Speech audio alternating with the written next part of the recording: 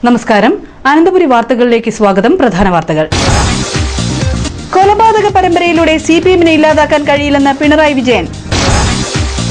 സംസ്ഥാനത്ത് calcium carbide ഉപയോഗിച്ച് പഴുപ്പിച്ച മാങ്ങ നിരോധിച്ചു. ഘടകകക്ഷി എംഎൽഎമാരെ പോലീസിനെ ഉപയോഗിച്ച് നിരീക്ഷിച്ചിട്ടില്ലെന്ന് മുഖ്യമന്ത്രി ഉമ്മൻചാണ്ടി. ജില്ലയിൽ അനധികൃത മദ്യക്കച്ചവടം വർദ്ധിക്കുന്നതായി ആക്ഷേപം. വാർത്തകൾ വിശദമായി. കൊലപാതക പരമ്പരയിലൂടെ സിപിഎമ്മിനെ ഇല്ലാതാക്കാൻ കഴിയില്ലെന്ന് പിണറായി വിജയൻ. പാർട്ടി പ്രവർത്തകരെ കൊന്നൊടുക്കി സിപിഎമ്മിനെ ഇല്ലാതാക്കാമെന്ന് കരുതേണ്ടെന്ന് പോളിറ്റ് ബ്യൂറോ അംഗം പിണറായി വിജയൻ പറഞ്ഞു. കണ്ണൂരിൽ സിപിഎം പ്രവർത്തകൻ വിനോദിനെ കൊലപ്പെടുത്തിയതിനോട് തന്റെ ഔദ്യോഗിക ഫേസ്ബുക്ക് പേജിലൂടെ പ്രതികരിക്കുകയായിരുന്നു പിണറായി. വിനോദിനെ ആർഎസ്എസ് കൊലപ്പെടുത്തിയതിൽ നാടാകെ പ്രതിഷേധം ഉയരണം. കൊലപാതക പരമ്പരയിലൂടെ സിപിഐഎമ്മിനെ ഇല്ലാതാക്കിക്കളയാം എന്ന വ്യാമോഹമാണ് ആർഎസ്എസിന്.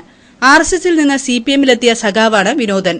സിപിഎം പ്രവർത്തകരെ തുടർച്ചയായി കൊല്ലുമ്പോൾ മൌനം അവലംബിക്കുന്നവർ ആർഎസ്എസിന്റെ ആയുധങ്ങൾ അവർക്ക് നേരെയും വരും എന്ന് തിരിച്ചറിയണം. സഖാവ് വിനോദന്റെ വിയോഗത്തിൽ അനുശോചിക്കുന്നതിനോടൊപ്പം ആർഎസ്എസ് നരമേധ രാഷ്ട്രീയത്തിനെതിരെ ശബ്ദമുയർത്താൻ എല്ലാ വിഭാഗം ജനങ്ങളും രംഗത്തുവരണം എന്ന് അഭ്യർത്ഥിക്കുന്നതായും പിണറായി പറഞ്ഞു. ജനതാ പാർട്ടികളുടെ ലയനം കേരളത്തിൽ ആശയക്കുഴപ്പം. കേരളത്തിലെ ജനതാ പാർട്ടികളുടെ ലയനം സംബന്ധിച്ച് തർക്കം. ദേശീയതലത്തിൽ ജനതാ പാർട്ടികൾ ലയിച്ചതോടെ കേരളത്തിൽ ഏതു മുന്നണിയുടെ ഭാഗമാകണമെന്നതിനെ ചൊല്ലിയാണ് പാർട്ടികളിൽ ആശയക്കുഴപ്പമുണ്ടായിരിക്കുന്നത്. ദേശീയതലത്തിൽ രൂപീകരിച്ച ജനതാ പരിവാർ പാർട്ടിയുടെ ഭാഗമായ വീരേന്ദ്രകുമാറിന്റെ നേതൃത്വത്തിലുള്ള ജനതാദൾ യുണൈറ്റഡ് യുഡിഎഫിലും മാത്യു ടി തോമസിന്റെ നേതൃത്വത്തിലുള്ള സെക്യുലർ വിഭാഗം എൽഡിഎഫിലുമാണ്. ലയനശേഷം ഏത് മുന്നണിയിൽ ചേരണമെന്നതിനെ സംബന്ധിച്ച് തീരുമാനമാകാത്തതാണ് ഇരു പാർട്ടികളിലും ആശയക്കുഴപ്പം സൃഷ്ടിച്ചിരിക്കുന്നത്. ജനതാ പാർട്ടികൾ ഒന്നിക്കുന്നതിനുള്ള നടപടികൾ തുടങ്ങിയതിനുശേഷമാണ് സോഷ്യലിസ്റ്റ് ജനത ജെഡിയുവിൽ ലയിച്ചത്. അതുകൊണ്ടുതന്നെ പുതിയ പാർട്ടിക്ക് ഇടതുമുന്നണിയിൽ ചേരുന്നതിന് തടസ്സങ്ങളില്ല. പാർട്ടി കേരളത്തിൽ ഇടതുമുന്നണിക്കൊപ്പം നിൽക്കണമെന്ന് മുലായം സിംഗ് യാദവുമായുള്ള ചർച്ചകളിൽ ദേവഗൌഡ ശക്തമായി ആവശ്യപ്പെട്ടിരുന്നതായും അറിയുന്നു. കേരളത്തിലെ ജനതാ പാർട്ടികളുടെ ലയനകാര്യം പിന്നീട് തീരുമാനിക്കുമെന്നായിരുന്നു ജനതാദൾ നേതാവ് ശരത് യാദവിന്റെ പ്രതികരണം. എന്നാൽ യുഡിഎഫിൽ തുടരണമെന്നാണ് ജനതാദൾ യുണൈറ്റഡിലെ ഭൂരിപക്ഷ അഭിപ്രായം. കേരളത്തിലെ ലയനകാര്യം സങ്കീർണമാണ്. പാർട്ടി കേന്ദ്ര നേതൃത്വത്തിന്റെ തീരുമാനം അംഗീകരിക്കുമെന്ന് നേതാക്കൾ പറഞ്ഞു. ദേശീയതലത്തിൽ 6 ജനതാ പാർട്ടികളാണ് സമാജ്വാദി പാർട്ടി അധ്യക്ഷൻ മുലായം സിംഗ് യാദവിനെ ചെയർമാനായി പ്രഖ്യാപിച്ച് ഒന്നിച്ചു പ്രവർത്തിക്കാൻ തീരുമാനിച്ചത്. ഇബ്രാഹിം കുഞ്ഞിനെതിരായ അഴിമതി ആരോപണത്തെക്കുറിച്ച് തെളിവ് നൽകാൻ ഗണേഷ് കുമാർ എംഎൽഎക്ക് കൂടുതൽ സമയം അനുവദിച്ചു. പൊതുമരാമത്ത് മന്ത്രി വി കെ ഇബ്രാഹിം കുഞ്ഞിനെതിരായ അഴിമതി ആരോപണത്തിൽ കൂടുതൽ തെളിവ് ഹാജരാക്കുന്നതിന് കെ ബി ഗണേഷ് കുമാർ എംഎൽഎക്ക് ലോകായുക്ത കൂടുതൽ സമയം അനുവദിച്ചു. കേസ് വീണ്ടും അടുത്ത മാസം 13-ന് പരിഗണിക്കും. പൊതുമരാമത്ത് മന്ത്രിക്കും അദ്ദേഹത്തിന്റെ ഓഫീസിനുമെതിരെ അഴിമതി ആരോപണം ഉന്നയിച്ച ഗണേഷ് കുമാറിനോട് വ്യാഴാഴ്ച തെളിവ് നൽകണമെന്നായിരുന്നു നേരത്തെ ലോകായുക്ത നൽകിയ നിർദ്ദേശം. കൂടുതൽ തെളിവുകൾ സമർപ്പിക്കാൻ സാവകാശം വേണമെന്ന് ആവശ്യപ്പെട്ട ഗണേഷിന് സമയം നീട്ടി നൽകുകയായിരുന്നു. പേഴ്സണൽ സ്റ്റാഫിനെതിരെ ഗണേഷ് നേരത്തെ നിയമസഭയിലും പിന്നീട് മാധ്യമങ്ങൾക്ക് മുന്നിലും ആരോപണം ഉന്നയിച്ചിരുന്നു. ലോകായുക്തയിലും ഗണേഷ് മൊഴി നൽകിയിരുന്നു. ഘടകകക്ഷി എംഎൽഎമാരെ പോലീസിനെ ഉപയോഗിച്ച് നിരീക്ഷിച്ചിട്ടില്ലെന്ന് മുഖ്യമന്ത്രി ഉമ്മൻചാണ്ടി. യുഡിഎഫിലെ ഘടകകക്ഷി എംഎൽഎമാരെ പോലീസിനെ ഉപയോഗിച്ച് നിരീക്ഷിച്ചിട്ടില്ലെന്ന് മുഖ്യമന്ത്രി ഉമ്മൻചാണ്ടി. ഇതുമായി ബന്ധപ്പെട്ട് ഇപ്പോഴുണ്ടായ വിവാദത്തിന്റെ സാഹചര്യം എന്താണെന്ന് അറിയില്ലെന്നും യുഡിഎഫ് കൺവീനർ പി തങ്കച്ചൻ തന്നെ ഇക്കാര്യത്തിൽ വിശദീകരണം നൽകിയതാണെന്നും മുഖ്യമന്ത്രി പറഞ്ഞു. യുഡിഎഫിൽ നിന്നും ഘടകകക്ഷികളെ അടർത്തിയെടുത്ത് അധികാരം പിടിക്കാൻ ഇടതുമുന്നണി ശ്രമിച്ചതായും സ്പെഷ്യൽ ബ്രാഞ്ച് എംഎൽഎമാരെ നിരീക്ഷിച്ചതിലൂടെയാണ് ഇക്കാര്യം വ്യക്തമായതെന്നും കഴിഞ്ഞ ദിവസം യുഡിഎഫ് കൺവീനർ പി തങ്കച്ചൻ വെളിപ്പെടുത്തിയിരുന്നു. ഇത് വിവാദമായതോടെ തന്റെ വാക്കുകൾ വളച്ചൊടിച്ചതാണെന്ന ആരോപണവുമായി തങ്കച്ചൻ തന്നെ രംഗത്തെത്തി. യുഡിഎഫ് കൺവീനർ പി തങ്കച്ചന്റെ വെളിപ്പെടുത്തലിനെ നിഷേധിച്ച് ആഭ്യന്തരമന്ത്രി രമേശ് ചെന്നിത്തലയും രംഗത്തെത്തിയിരുന്നു. ഇങ്ങനെ ഒരു പ്രസ്താവന നടത്തിയിട്ടില്ലെന്ന് യുഡിഎഫ് കൺവീനർ തന്നെ വ്യക്തമാക്കിയിട്ടുണ്ടെന്നും രമേശ് ചെന്നിത്തല വാർത്താക്കുറിപ്പിൽ അറിയിച്ചു. സരിത കത്ത് തന്നില്ലെങ്കിൽ പിടിച്ചെടുക്കണമെന്ന് പി സി ജോർജ്. സോളാർ തട്ടിപ്പ് കേസിലെ പ്രതി സരിത എസ് നായരുടെ കത്ത് പിടിച്ചെടുക്കണമെന്ന് പി സി ജോർജ്. ഇക്കാര്യം ആവശ്യപ്പെട്ട് ജോർജ് ആഭ്യന്തരമന്ത്രി രമേശ് ചെന്നിത്തലയ്ക്ക് കത്തെഴുതി. സരിതയുടെ കത്തിൽ തന്റെ പേര് ഉൾപ്പെട്ടതിനെക്കുറിച്ച് അന്വേഷിക്കാൻ രൂപീകരിച്ച പ്രത്യേക അന്വേഷണ സംഘത്തിന്റെ പരിധിയിൽ സരിതയുടെ കത്തും ഉൾപ്പെടുത്തണമെന്ന് ജോർജ് പറഞ്ഞു. ജോസ് കെ മാണി ഉൾപ്പെടെയുള്ള നേതാക്കൾ സ്ത്രീകളെ വഴിവിട്ട് ഉപയോഗിച്ചിട്ടുണ്ടെങ്കിൽ അതും അന്വേഷിക്കണമെന്ന് ജോർജ് ആവശ്യപ്പെട്ടു.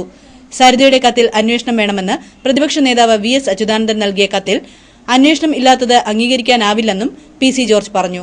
സരിതയുടേത് എന്ന പേരിൽ പുറത്തുവന്ന കത്തിൽ ജോസ് കെ മാണി എം പി ഉൾപ്പെടെയുള്ളവരുടെ പേര് പരാമർശിച്ചിരുന്നു. ഇതിനു പിന്നാലെ തന്റെ കത്തല്ല പുറത്തുവന്നതെന്നും വ്യാജമാണെന്നും അവകാശപ്പെട്ട സരിത രംഗത്തെത്തിയിരുന്നു. തുടർന്നാണ് സരിതയുടെ കത്തിൽ അന്വേഷണം വേണമെന്നാവശ്യപ്പെട്ട് വിവിധ നേതാക്കൾ രംഗത്തെത്തിയത്.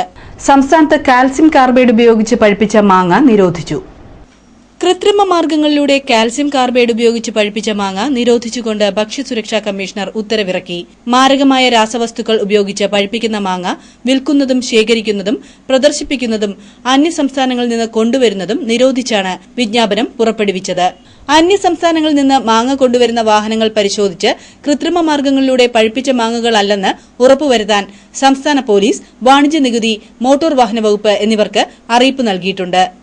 കൃത്രിമ മാർഗ്ഗങ്ങളിലൂടെ പഴുപ്പിച്ച മാങ്ങയുൾപ്പെടെയുള്ള പഴവർഗ്ഗങ്ങൾ ജനങ്ങൾ ശ്രദ്ധിക്കണമെന്നും പരാതികൾ food safety toll free number 1800-425-1125 എന്ന നമ്പരിൽ അറിയിക്കണമെന്നും ആവശ്യപ്പെട്ടു. ദേശീയതലത്തിൽ പ്രാദേശിക പാർട്ടികളുമായുള്ള മൂന്നാം മുന്നണി പ്രായോഗികമല്ലെന്ന് പ്രകാശ് കാരാട്ട്. ദേശീയതലത്തിൽ പ്രാദേശിക പാർട്ടികളുമായി ചേർന്ന് മൂന്നാം മുന്നണി രൂപവത്കരിക്കുന്നത് പ്രായോഗികമല്ലെന്ന് CPM general secretary Prakash Karat. AIDMK, BJD പോലുള്ള ബൂർഷ്വാ പാർട്ടികളുമായി സഖ്യമുണ്ടാക്കാനാവില്ല. ഭാവിയിൽ ഇത്തരം പാർട്ടികളുമായി ചേർന്ന് ദേശീയ ബദലിന് ശ്രമിക്കില്ല. മൂന്നാം മുന്നണിക്ക് പകരം ഇടത് ജനാധിപത്യ ഐക്യത്തിനാണ് ശ്രമിക്കുന്നതെന്നും കാരാട്ട് പറഞ്ഞു. വിശാല ഇടത് ഐക്യം തെരഞ്ഞെടുപ്പിനെ ലക്ഷ്യം വെച്ചുകൊണ്ടല്ലെന്നും കോൺഗ്രസിനെ തോൽപ്പിക്കുകയും BJPയെ ഒറ്റപ്പെടുത്തുകയുമാണ് ലക്ഷ്യമെന്നും കാരാട്ട് പറഞ്ഞു. കോൺഗ്രസുമായി സഖ്യത്തിലേർപ്പെടില്ലെന്ന് വ്യക്തമാക്കിയ കാരാട്ട് പ്രാദേശിക തലത്തിൽ മതേതര കക്ഷികളുമായി ധാരണയിലെത്തുമെന്നും കേരളത്തിൽ ലീഗിനോടുള്ള സമീപനത്തിൽ മാറ്റമില്ലെന്നും പറഞ്ഞു.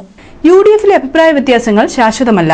സമന്വയ തന്ത്രവുമായി മുന്നണിയിലുള്ളവരെ ഒരു കുടക്കീഴിൽ കൊണ്ടുപോകുവാനും രാജ്യസഭാ ഇലക്ഷനു വേണ്ടി ഒരുമിച്ച് പ്രവർത്തിക്കുവാനും ചീഫ് വിപ്പ് പദവി ഉപയോഗിക്കുമെന്ന് തോമസ് ഉണ്ണിയാടൻ. പുതിയ ചീഫ് വിപ്പിന് പ്രസ് ക്ലബ്ബ് നൽകിയ സ്വീകരണ യോഗത്തിൽ സംസാരിക്കുകയായിരുന്നു ഉണ്ണിയാടൻ. ഗവൺമെന്റിനും മുന്നണിക്കും കാവലാളായി പ്രവർത്തിച്ച് എല്ലാ അംഗങ്ങളെയും മുന്നണി ഘടകവ്യത്യാസമില്ലാതെ സമന്വയത്തിന്റെ പാതയിലൂടെ കൊണ്ടുപോകുമെന്നും ഐക്യമാണ് അതിന്റെ ലക്ഷ്യമെന്നും നിയമസഭയുടെ അന്തസ്സിനും യശസ്സിനും കൂട്ടം വരുന്ന രീതിയിലുള്ള സംഭവങ്ങൾ ആവർത്തിക്കാതിരിക്കാൻ ശ്രമിക്കുമെന്നും ചീഫ് വിപ്പ് പറഞ്ഞു. തിരുവനന്തപുരത്തെ പ്രിയപ്പെട്ട പത്രമാധ്യമ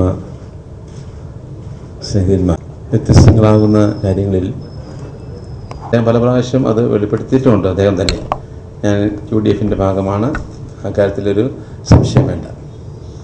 ഇതിലുമുണ്ട് ഓരോ പാർട്ടികൾക്കും വിപ്പുകളുണ്ട്. കേരള കോൺഗ്രസ് പാർട്ടിയുടെ വിപ്പ് കൂടിയാണ് ഞാൻ. മറ്റ് പാർട്ടികൾക്കും വിപ്പുകളുണ്ട്.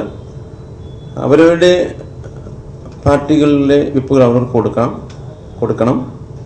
അതോടൊപ്പം ചീഫ് വിപ്പ് പൊതുവായിട്ട് എല്ലാ അംഗങ്ങൾക്കും വിപ്പ്. മുന്നണിയിലെ വോട്ടുകൾ ചോർന്നു പോവാതെ 2 UDF സ്ഥാനാർത്ഥികളെയും വിജയിപ്പിക്കുവാനും അഭിപ്രായ വ്യത്യാസങ്ങൾ പരിഹരിച്ച് ഐക്യത്തോടെ അംഗങ്ങളെ ഒരുമിച്ച് കൊണ്ടുപോകുമെന്നും അദ്ദേഹം വ്യക്തമാക്കി. പ്രസ് ക്ലബിന്റെ പ്രസിഡന്റ് PP ജെയിംസ് ഉപഹാരം നൽകി ചീഫ് വിപ്പിനെ ആദരിച്ചു. സെക്രട്ടറി ജയൻ മോഹനും ചടങ്ങിൽ പങ്കെടുത്തു. ഇനിയൊരു ഇടവേളയ്ക്ക് ശേഷം വാർത്തകൾ തുടരും.